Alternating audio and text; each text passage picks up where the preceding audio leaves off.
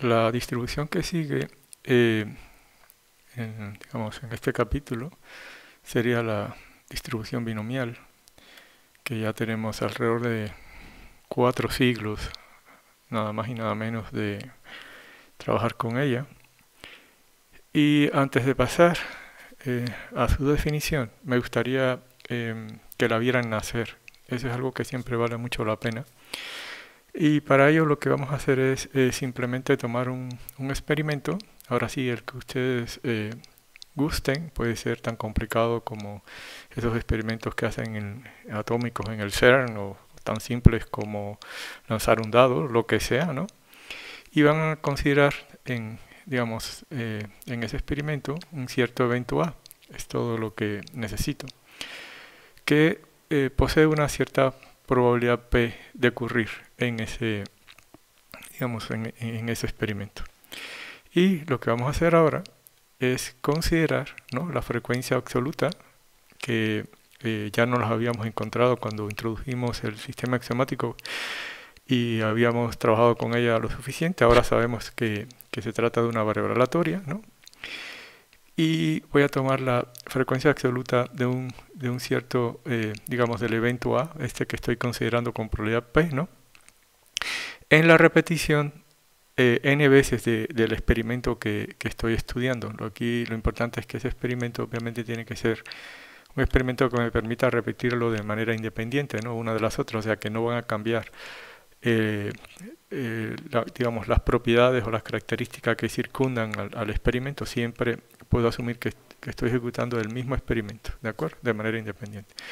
Obviamente la frecuencia absoluta, ¿no?, que lo que hace es contar las veces que ocurre el evento que a uno le interesa, ¿no?, en la secuencia de n experimentos va a tomar valores de 0 a n, ¿no? Esencialmente 0 es que nunca ocurrió en las n repeticiones el evento que me interesa, 1 que solo una vez, y así sucesivamente, ¿no? N es que siempre ocurrió, ¿no? Pero bueno, ya con este tipo de ideas ya hemos tenido contacto. Y ahora lo que me propongo es precisamente calcular la probabilidad, ¿no?, que la variable aleatoria, que es en este caso la frecuencia absoluta de la ocurrencia del evento A, ¿no?, tome el valor K. Esa es la probabilidad puntual que quiero calcular. Y a esa probabilidad llamémosla por lo pronto P sub K, ¿no? O sea, es la probabilidad de que la frecuencia absoluta, que denotamos de esta manera, de este evento, tome el valor K. Bueno, para que este evento ocurra, ¿no?, que la frecuencia absoluta de A sea igual a K, lo que tiene que ocurrir en el fondo es que cada de las veces que yo repetí el experimento haya ocurrido el evento A, ¿no?, y que el resto de las veces, ¿no?, o sea, n menos k veces, tiene que haber ocurrido su complemento, o sea, no A. Y con esto lo que puedo es calcular entonces, por ejemplo, si yo tomo una secuencia en particular, o sea, digamos, si yo fijo las posiciones donde va a ocurrir A, ¿no?, que para eso tendría que fijar K posiciones, ¿no? Gracias a la independencia yo tendría lo siguiente. Observen que si yo fijara que los primeros K, digamos, ejecuciones que hice en un experimento son exactamente esas K posiciones en las que ocurrió A, ¿no?, y el resto de la K más 1 hasta la N fueron las posiciones en las que no ocurrió A, sino que ocurrió A complemento, ¿no? Yo tendría entonces que en esa, insisto, eso es una secuencia muy particular porque yo estoy asumiendo que A ocurrió en los K primeros y que A complemento ocurrió en los N menos K que siguen, ¿no? Entonces, como estoy ejecutando N veces un experimento, ¿no?, que las ejecuciones son independientes uno de los otros, eso se traduce que estos eventos que estoy considerando aquí, ¿no?, en la intersección, ¿no?, porque lo que tiene que ocurrir es la intersección de todos estos eventos al mismo tiempo para que ocurra la secuencia particular que estoy considerando, la probabilidad de esa intersección de estos n eventos lo puedo calcular como el producto de las probabilidades individuales de cada uno de ellos, ¿no?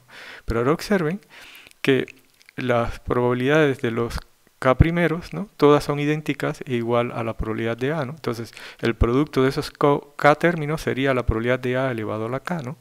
Y ahora, el resto, ¿no? De la posición K más 1 hasta N, todas esas probabilidades son idénticas porque se corresponden a la probabilidad de A complemento. ¿Y cuántos términos de esos tengo? Tengo N menos K términos. Entonces, ahí el producto se traduce en la probabilidad de A complemento elevado a la N menos K. Habíamos quedado en llamar la probabilidad de A, habíamos quedado de llamarla P, entonces la probabilidad del complemento sería precisamente 1 menos P. O sea, finalmente, una secuencia en particular, ¿qué significa eso? En la que yo fijé en qué posiciones. Parte del lenguaje que usamos aquí es que cuando ocurre A le llamamos tener éxito, ¿no? O sea, si yo fijo las posiciones en las cuales voy a tener éxito, o sea, que ocurre A, ¿no? Y las restantes serían las posiciones en las que, digamos, tengo un fracaso, o sea, en las que no ocurre, en las que ocurre A complemento, ¿no? Cualquier configuración que yo fije, ¿no? En la que haya K éxitos y N menos K fracasos, va a tener entonces una probabilidad del tipo P a la K por 1 menos P a la N menos K, ¿no? Ahora la pregunta que hay que hacerse, ¿no? Es ¿cuántas de estas configuraciones puedo crear, ¿no? Y eso es una tarea simple en combinatoria, como sabemos, ¿no? Porque fijar, veámoslo así, K posiciones digamos, de las N que yo tengo disponibles, ¿no?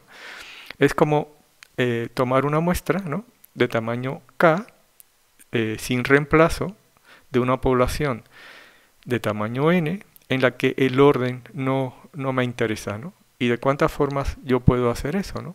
Eso lo sabemos de nuestras discusiones en técnicas de conteo o combinatoria, eso las puedo tomar de binomial de N en K formas distintas, ¿de acuerdo? Entonces, en total, yo tendría que sumar este número, o sea, binomial de N en K formas distintas, esta probabilidad, ¿no? Y con eso tendría una suma de todas las probabilidades de cada una de las configuraciones en particular en las que pueda haber K éxito y N menos K fracaso. Bueno, entonces a lo que arribamos es que la probabilidad que estoy buscando, o sea, la probabilidad de que la frecuencia absoluta en n repeticiones del evento A sea igual a K, es de binomial de N en K por la probabilidad de tener éxito a la K por la probabilidad de tener, digamos, de que ocurra un fracaso, o sea, de 1 menos P a la N menos K.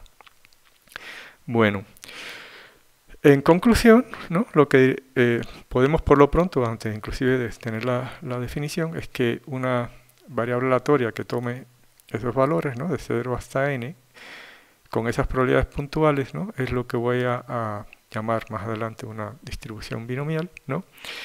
Y que la frecuencia absoluta, o sea, esa variable aleatoria, digámoslo así, en particular, ¿no? Que no es más que la ocurrencia de un evento en n repeticiones de un experimento, tiene una distribución o distribuye de modo binomial, y parte de lo que decimos son sus parámetros con parámetros n y p, veámoslo así, ¿no? Bueno, ese esquema, ¿no? En el que yo repito n veces, ¿no? un experimento, ¿no? y cuento el número de éxitos, o sea, que ocurrió el evento que me interesa, ¿no? El evento A, o el número de éxitos que tuve, ¿no? Eso le llamamos un esquema de Bernoulli. Y si usted, digamos, encontró el nombre de Bernoulli, ¿no? En la física, en la química y ahora en la matemática, en la probabilidad, no se deprima, no se angustie. La bronca es que, si mal no recuerdo, de esa familia de Bernoulli eran alrededor de más de 10, ¿no? Entonces, esta idea esencialmente se debe a Jacob Bernoulli, ¿no? Que a su vez era hermano de otro matemático famoso, Johann Bernoulli, que fueron estudiantes finalmente de Leibniz, que es un nombre que muy probablemente, o con toda seguridad, usted se encontró en su curso de cálculo, ¿no? Leibniz y Newton son, por llamarlo así, los padres del análisis o el cálculo diferencial integral, ¿no? Y Jacob, ¿no? Fue quien publicó, no lo voy a pronunciar, esencialmente bueno, lo voy a tener que hacer de todas maneras, Ars Cogitandi, ¿no? La traducción sería algo así como el arte de adivinar, ¿no? Es para muchos, ahí me quiero contar yo también, el primer libro de probabilidad que se haya publicado, ¿no? Observen que, por eso les decía que esa distribución ya tenía más de 4 siglos, ¿no? O sea, de hecho fue publicado póstumamente, o sea, después de la muerte de Jacob, en 1713, o sea, estamos hablando de hace ya más de 4 siglos, ¿no? Y ahí uno puede encontrar las primeras ideas serias, ¿no? Sobre la distribución binomial y eso explica por qué a este esquema le llamamos esquema de Bernoulli, ¿no? Bueno, a ver, ahora sí ya la definición formal, ¿no? Si yo tengo una variable aleatoria, x, digámoslo así, que toma n más 1 valores, o sea, desde 0 hasta n, ¿no? 0, 1, 2 hasta n, esos serían los valores que puede tomar. Voy a decir finalmente que esa variable aleatoria distribuye de manera binomial, ¿no? Si las probabilidades puntuales tienen esta forma, o sea, son iguales a este número que está aquí, ¿no? O sea, binomial de n en k, p a la k, 1 menos p a la n menos k, ¿no? Finalmente, cuando muchos lugares para no escribir o facilitar la escritura o la notación, acabamos escribiendo cosas como esta, ¿no? O sea, esto no significa otra cosa que x, ¿no? Distribuye, es este símbolo que usamos aquí, ¿no? De manera binomial con parámetros n y p. También a veces las probabilidades puntuales las acabamos escribiendo de esta manera, ¿no? Por si acaso por ahí aparece más adelante, ¿no? Estos serían los parámetros, los que están detrás del punto y coma, y esto sería la posición donde estoy calculando, o sea, acá, donde estoy calculando la probabilidad puntual. Bueno, quizás de una vez, ¿por qué llamamos a esto la distribución binomial? Observen que si yo tomase, ¿no? Veámoslo así, la suma de a más b, ¿no? A la n, ¿no? El desarrollo binomial, ahora sí, de esta suma sabemos que es del tipo la suma desde k igual a 0 hasta n del coeficiente binomial de n en k, llamémoslo así, de a la k por b a la n menos k, ¿no? Si yo tomo ahora, bueno, de hecho, bueno, está bien, si yo tomo ahora a como p, ¿no? Y b como 1 menos p, ¿no? Observen ahora sí dos cosas. La primera es que los términos que aparecen en el desarrollo binomial son exactamente, veanlo así, las probabilidades puntuales, ¿no? Que yo tengo en la definición de una distribución binomial. Y lo otro que también es trascendente y no deja de ser importante, es que observen que ahora la suma de estas probabilidades de aquí, que son las probabilidades puntuales que usé para definir la distribución binomial, ¿no? Sería la suma de p más 1 menos p a la n. O sea, dicho de otro modo, las probabilidades puntuales de que x igual a 0 más que x igual a 1, así hasta que x igual a n, como se corresponden a los términos de un desarrollo, binomial de esta suma, eso suma 1 porque esta p, ¿no? Acaba estando cancelada con esta 1 menos p y esto no es otra cosa más que 1 a la n, ¿no? Listo. Entonces, esto también me ayuda a convencerlos que esas probabilidades puntuales que acabo de fijar para una distribución binomial satisfacen las propiedades que tienen que satisfacer una colección de probabilidades puntuales, ¿no? O sea, obviamente esto es son números mayores o iguales que 0, de hecho números que están entre 0 y 1, ¿no? Que suman obviamente 1, ¿de acuerdo? Bueno, para concluir veamos un poco cómo se ve gráficamente esto. Esto sería la gráfica, o sea, digamos, estas barras que vemos aquí son las probabilidades puntuales. Si yo tomara n, o sea, parámetro n y probabilidad puntual de punto 1, ¿no? En una distribución binomial. No se asusten aquí que no aparece ninguna barra a partir del 5 en adelante, aunque aquí se nota una pequeña variación. El asunto es que ya estas probabilidades son tan pequeñas que no puedo, digamos, sacrificar esta escala, que ustedes vean cómo es el desempeño de esto sin que dejen de ver esto que está aquí, ¿no? O sea, por decirlo como en esta escala, estos valores son tan pequeños que tal pareciera que fueran cero, pero no lo son, obviamente. Bueno, si cambio ahora al mismo n, ¿no?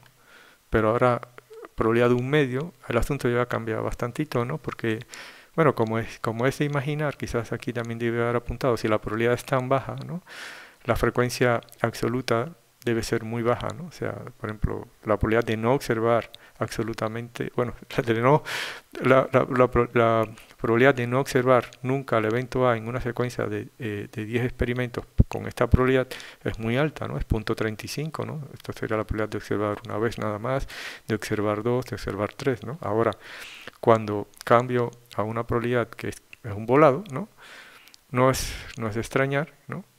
Que la probabilidad más alta sea la de observar exactamente en la mitad de las ocasiones, ¿no? En 5, el evento que me interesa, ¿no? Y se van distribuyendo las probabilidades puntuales, ¿no? De manera simétrica ahora alrededor de ese 5 y van, digamos, cayendo a la izquierda y cayendo a la derecha. Esta gráfica más adelante va a jugar un papel también importante en otro contexto, ya allí les llamaré la atención sobre esto, ¿no? O sea, esta simetría, veámoslo así, alrededor de esta barra es relevante para otras cosas. Bueno.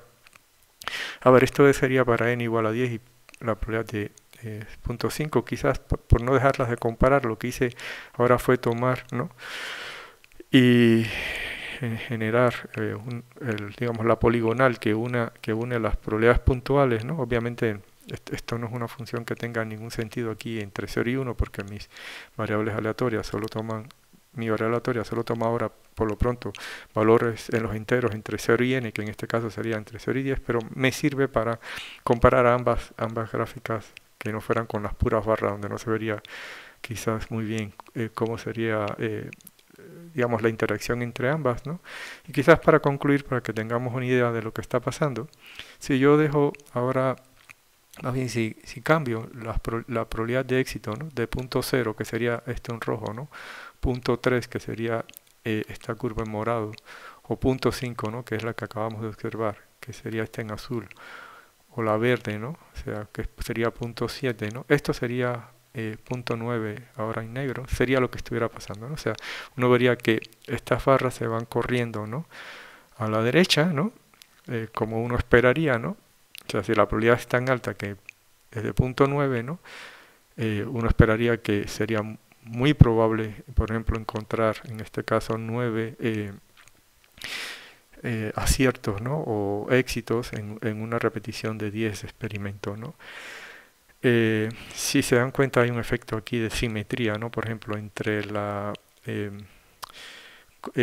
gráfica en rojo, que es probabilidad de 0.5, ¿no? Y la gráfica en negro, que es de 0.9. Si observan 0.1 más 0.9 es igual a 1, ¿no? O sea, o dicho de otro modo, 0.9 es 1 menos 0.1, ¿no? Eso se deja explicar analíticamente con propiedades del coeficiente binomial, ¿no? O sea, no está nada perdido aquel que se haya dado cuenta que aquí hay un efecto de simetría, ¿no? Bastante fuerte, ¿no? Bueno, esto sería entonces la distribución binomial, cómo nace, ¿no? Y aparece en muchísimos lugares, y ahorita vamos a poner un par de ejemplos que se me hacen interesantes.